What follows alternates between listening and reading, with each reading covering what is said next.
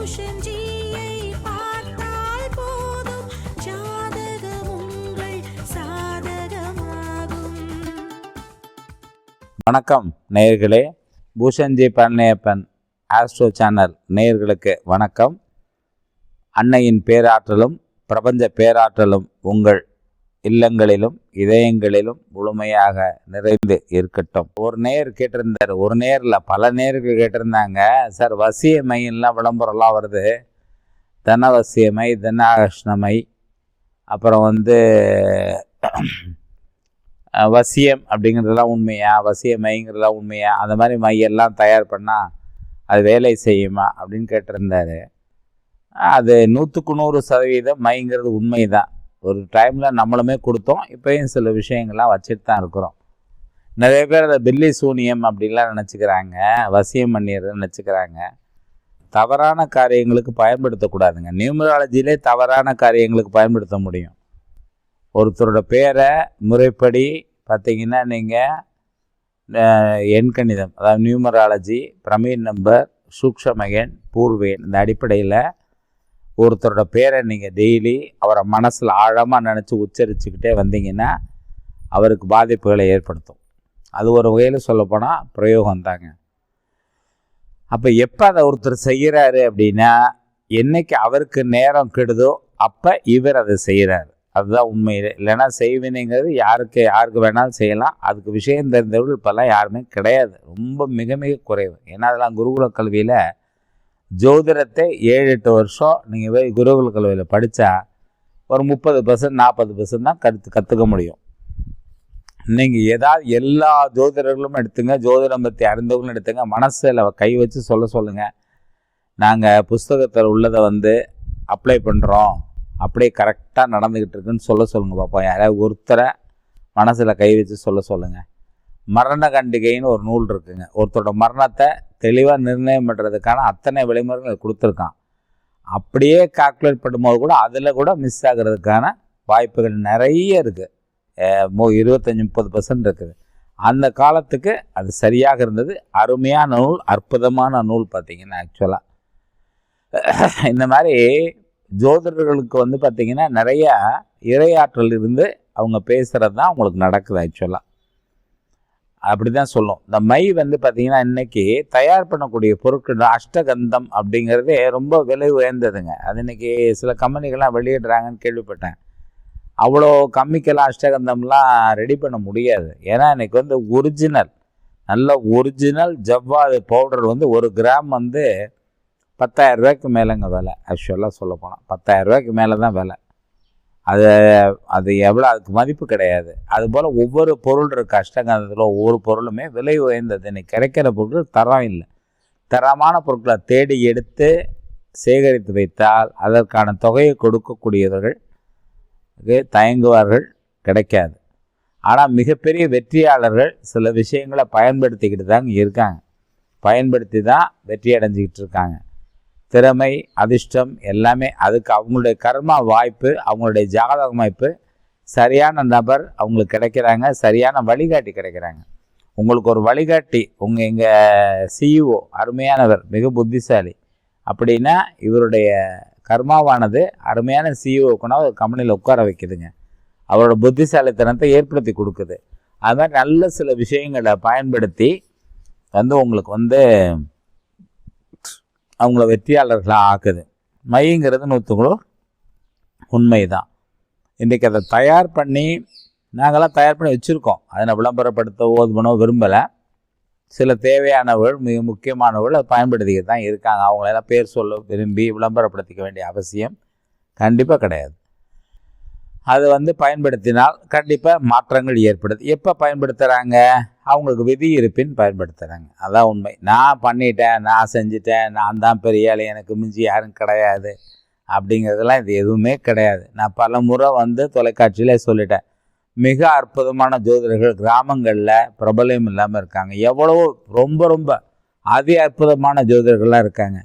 காலத்தின் கட்டாயம் அரைச்சமாகவே நிறைய பேர் அரைச்சிக்கிட்டே தான் இருக்கிறாங்க. குரு பயிற்சி வந்தால் சரியாக போயிடும், கல்யாணம் ஆகிடும்.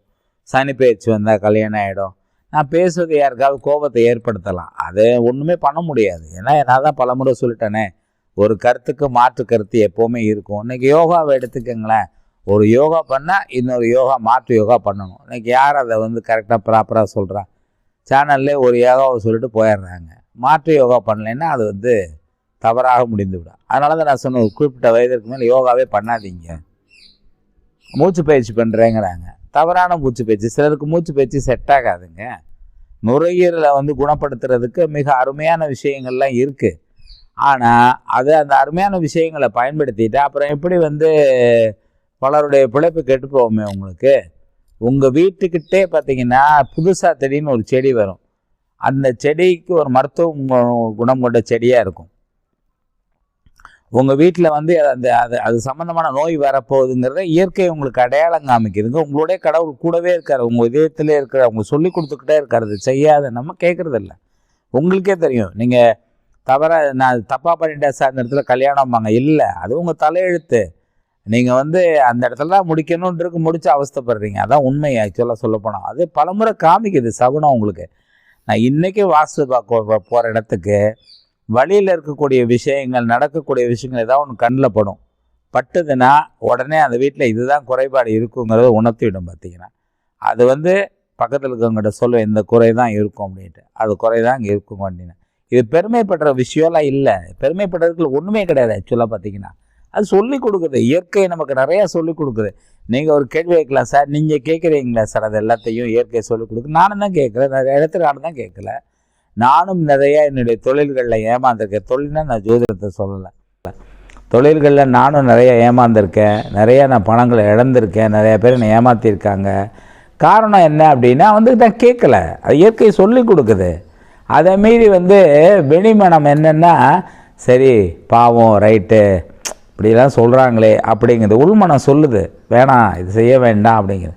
ஆனால் அந்த நேரத்தில் கேட்க முடியலையே, தவறுன்னு தெரிஞ்சால் கூட கேட்க முடியல. ஆனால் ஒரு மேக்சிமம் நாட்கள் கடக்க காலம் கடந்து பல விஷயங்களை, நிறையா விஷயங்களை உணர்த்துக்கிட்டே இருக்குது.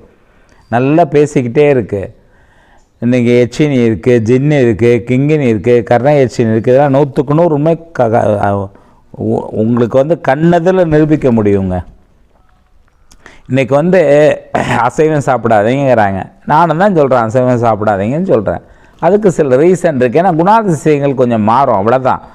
அதுக்காக அசைவம் அப்போ அந்த காலத்துலேருந்து சாப்பிட்டாங்க. என்ன இந்த சாப்பிடக்கூடிய பொருட்கள் கிடைக்காதனால அசைவம் சாப்பிட்டாங்க. ஒரு உயிரை கொல்றது பாவம் அப்படிங்கிறதெல்லாம் கரெக்டு, அப்படி வச்சுப்போம். அப்போ நாமக்கல்லில் கோழி வியாபாரம் பண்ணுறவங்க எப்படி அவங்க பிழைப்பு நடத்துவார்கள் சொல்லுங்க பார்ப்போம். அப்புறம் ஆடை வளர்க்குறாங்க. அதை வளர்த்தா அதனால் அதோடைய சாணம், ஆட்டு சாணம் மிகப்பெரிய ஒரு உரமாக பயன் தருது. பார்த்திங்கன்னா உங்களுக்கு மிகப்பெரிய உரமாக பயன் தருது. இன்றைக்கு வர லகான் கோழியோட கழிவுகள் உங்களுக்கு உரமாக பயன்படுது. அதை ஒரு குறிப்பிட்ட பக்குவத்தில் போடணும். இல்லை அந்த பக்குவத்தில் போடணுன்னா செடி கெட்டு போயிடும். இப்போ நீங்கள் வெண்டைக்காய், கத்திரிக்காய், வாழைக்காய், அவரைக்காய், முருங்கைக்காய் எல்லாம் வாங்கி வைக்கிறீங்க வீட்டில். அதை ஒரு பக்குவமாக சமைச்சு தானே சாப்பிட்றீங்க. பக்குவமாக சமைக்கணும்ல. முருங்காய் அப்படியே கடிச்சு திங்க முடியும். சில காய்களை பச்சையை அப்படியே கடிச்சு திங்கலாம். அதுபோல் தான் ஒவ்வொரு பொருளும் பக்குவப்படுத்தப்பட்டால் அந்த பக்குவப்படுத்தப்பட்ட பொருட்கள் உங்களுக்கு உணவாக மாறுகிறது. நான் முன்னாடி ஒரு பதிவில் சொன்னேன் இல்லையா, அந்த கோமியத்தை பற்றி சொல்லும்போது கூட அதில் நிறையா விஷயங்கள் நம்ம விட்டுவிட்டோம். ஆக்சுவலாக சொல்ல போனால் நிறைய விஷயங்கள், நிறைய கருத்துக்கள் அதில் பதிவிட முடியும். எப்படி இப்படி பயன் தருதுன்னு. காலங்காலமாக பசுமாட்டின் சாணம் உரமாக பயன்படுத்தப்பட்டு கொண்டிருக்கிறது. அந்த உணவை தான் எல்லாருமே சாப்பிட்றாங்க. அத்தனை பேரும் அந்த உணவை தான் சாப்பிட்றாங்க. நிறைய பேர் அந்த உணவை இன்றைக்கும் அது இருக்குது. இப்போ கெமிக்கல் நிறைய கெமிக்கலை பயன்படுத்துகிறாங்க பூச்சி வராமல் இருக்கிறதுக்கு தானே தவிர செடிகள் நல்லா வளர்கிறதுக்கு அது சாணத்தை தான் பயன்படுத்துகிறாங்க. அப்போ அதை கேலிக்குரியதா, அது கிண்டலுக்குரியதா சொல்லுங்கள் பார்ப்போம். ஸோ அதனால் நிறைய விஷயங்கள் இருக்குது. மைங்கிறது நீங்கள் நிறைய பேர் கேட்டாங்க, அதனால் பதிவிடணுங்கிறதுக்காக பதிவிட்டேன். உண்மை தான். நீங்கள் ஒன்றும் வேண்டாம், எதுவுமே வேண்டாம். எதுவும் இல்லாமல் நீங்கள் தினமும் உங்கள் பேரை சொல்லி ஓம்ங்கிறது நம்ம சக்கராசை கிளின்ஸ் பண்ணக்கூடிய ஒரு ஒலி. அது ஓம் பிரணவம், ஊ இம்ங்கிறது. இதை ஓம் நல்லா ஆழமாக அந்த ஓமை சொல்லிட்டு சொன்னாவே அதுவே ஒரு வசியம். அப்படி சொல்லிவிட்டு உங்கள் பேரை சொல்லி, இப்போ உதாரணத்துக்கு பூஷஞ்சி பழனியப்பன் முக வசி வசி ஸ்வாஹா ஓம் ஓம் பூஷஞ்சி பழனியப்பன் முகம் வசி வசி ஸ்வாகா அப்படின்னு நீங்கள் சொன்னீங்கன்னா கண்டிப்பாக உங்கள் முகம் மாற்றம், உங்களை சுற்றி இருக்கக்கூடிய வசியம், அதாவது நீங்கள் போகிற இடத்துல நீங்கள் செய்யக்கூடிய நியாயமான காரியங்கள் நிறைவேறதை நாளடைவில் பார்க்கலாம். நீங்கள் 5 நாள் பண்ணிவிட்டு என்னால் பண்ண முடியல சார்னு விட்டுருவீங்க. அதுதான் உண்மை. எல்லாமே இப்படி தான். நமக்கு உடனே கிடச்சிடணும் ரிசல்ட் இமீடியட்டாக. இன்றைக்கி ஷேர் மார்க்கெட் போகணும், இன்வெஸ்ட் பண்ணணும், நாளைக்கு கோடீஸ்வரன் ஆகிடணும். இன்றைக்கி ஒரு இதில் இன்வெஸ்ட் பண்ணணும், பெரிய ஆள் ஆகிடணும் உடனே. இப்படி நடந்து போக யாருமே விரும்பலை. குதிச்சு மேலே போயின்னு நினைக்கிறாங்க. அதனால் வரக்கூடிய பின் விளைவுகள் தான் ஆக்சுவலாக சொல்லப்போனால். நீங்கள் எப்போ உங்கள் எண்ணங்களை தூய்மையாக வச்சுக்கிறீங்களோ அப்போவே அது வெற்றி தான். இது நிறைய மூலிகைகள்லாம் நல்லா பயன் தரத்தக்க மூலிகைகள் எக்கச்சக்கமாக இருக்குது. அதுகளை பயன்படுத்தி, அஷ்டகந்தத்தை பயன்படுத்தி, நீங்கள் தர்பையை பயன்படுத்தி நீங்கள் வசியமையை தயார் பண்ணும்பொழுது அது கண்டிப்பாக நிச்சயமாக செய்யும். அதில் மாற்றமே இல்லை. ஆனால் எல்லாமே தரமான பொருட்களாக இருக்கணும். இன்றைக்கி அத்தனையும் தரம் குறைந்த பொருட்கள் தான் அவைலபிளாக இருக்குது. தரமான பொருட்கள் கிடைக்கிது. அந்த தரமான பொருட்கள் மாஸ் ஸ்கேலில் தயார் பண்ண முடியவே முடியாது. இப்போ நம்ம அலுவலகத்தில் இருக்கக்கூடிய ஆயில் பார்த்திங்கன்னா நிறைய பேர் என்னை கேட்டாங்க, சார் இதை நல்லா மார்க்கெட்டிங் பண்ணலாம், நாங்கள் மார்க்கெட்டிங் பண்ணித்தரோம். அது பண்ண முடியாது. காரணம் என்னென்னா அதோட அமைப்பு அப்படி. அதை நீங்கள் ஒரு மிஷினில் போட்டோ அதை நீங்கள் ஒரு மாஸ் ப்ரொடக்ஷனோ பண்ண முடியாது. அதோட மூலிகைகள் கலக்கிற விதம், கலக்கிற நேரம், கலக்கிற தினம், நான் ஒவ்வொரு மாதத்துக்கு ஒரு நாள் தயார் பண்ணும்போது அந்த நாட்களில் மட்டும்தான் அதை தயார் பண்ண முடியும். அந்த நேரங்களில் மட்டும்தான் அதை தயார் பண்ண முடியும். அதேமாதிரி இவ்வளோ சதவீதம் தான் கலக்க முடியும், இப்படி தான் இருக்க முடியும்னு இருக்குது. அதுக்கு எதுவும் மிஷினரிஸ்லாம் ஒன்றும் பண்ண முடியாது. அதுக்கான முயற்சிகளும் பண்ண முடியாது, பண்ணவும் முடியாது. ஒரு குறிப்பிட்ட அளவு தான் தயார் பண்ண முடியும். அது மாதிரி இதெல்லாம் ஒரு குறிப்பிட்ட அளவு தான் ரெடி பண்ண முடியும். இன்றைக்கி ஆவாரம்பூ இவ்வளோ பவுடர் மார்க்கெட்டில் பவுடராக கிடைக்குதுன்னா அவ்வளோ ஆவாரம்பூ இருக்குதுன்னு நினைக்கிறீங்க நீங்கள்? இல்லை, இதுவே உங்களுக்கு முழுசாக புரிஞ்சிருக்கும்னு நினைக்கிறேன். அதனால் இது பதிவிட வேண்டிய சூழ்நிலை. ஏன்னா நிறையா பேர் கேட்டாங்க, இதுக்கு ஒரு பதிவு போடுங்க சார், அதுக்கு ஒரு பதிவு, இதுக்கு ஒரு பதிவுன்னு இப்படி நிறையா பேர் கேட்குறதுனால அது போட வேண்டிய நிலை இருக்குது. நம்ம ராஜ் தொலைக்காட்சியில் 21 வருஷம் பண்ண ப்ரோக்ராமில் நம்ம 20% விஷயங்களை தான் சொல்லியிருக்கோம். எனக்கு எல்லாமே நான் தெரியும்னு சொல்லவே இல்லை. எனக்கு தெரிஞ்சது ஒரு 10% இருக்கும். அந்த 10%த்தில் 20% சொல்லியிருக்கேன்னு வச்சுக்கோங்க. ஏன்னா எனக்கு 100% தெரியும் அப்படின்னு சொல்லி இப்போ சொன்னேன்னா அது மிகப்பெரிய ஆணவமாக இருக்கும். தலையில் ஒரு கொட்டு கண்டிப்பாக விழுகும். அதனால் கொஞ்சம் இதை ஞாபகம் வச்சு இதை ஒரு பதிவாக ஏற்றுக்கொள்ளுங்கள்.